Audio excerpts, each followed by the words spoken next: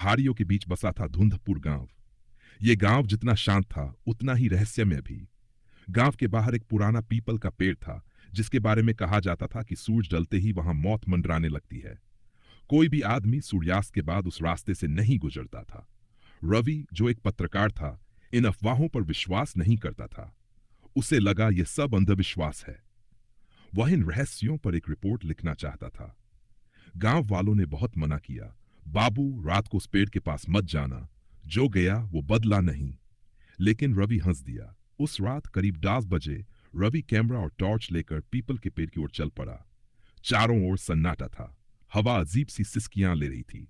जैसे ही वह पेड़ के पास पहुंचा, उसकी टॉर्च अचानक बंद हो गई। रवि, उसका नाम, किसी ने उसका नाम पुकारा था।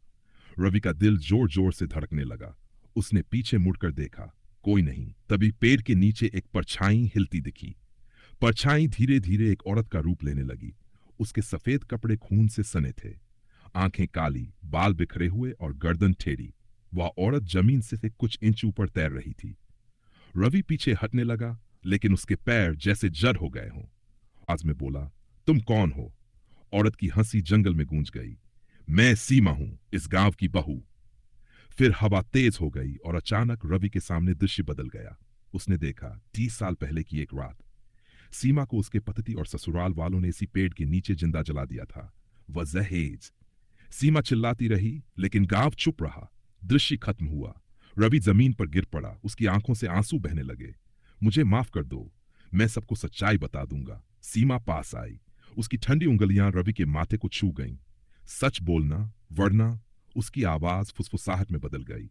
अचानक रवि बेहोश हो गया। सुबह गांव वाले उसे पेड़ के नीचे बेहोश मिले। उसका चेहरा पीला पड़ चुका था, बाल सफेद हो गए थे। जब उसे होश आया, उसने पूरी कहानी पुलिस को बता दी। पुराने सबूत निकाले गए, दोषियों को सजा हुई। उस रात के बाद से गांव में शांति लौट आई। लेकिन हर अमावस्या की रात पीपल के पेड़ के नीचे एक सफेद परछाई दिखती है।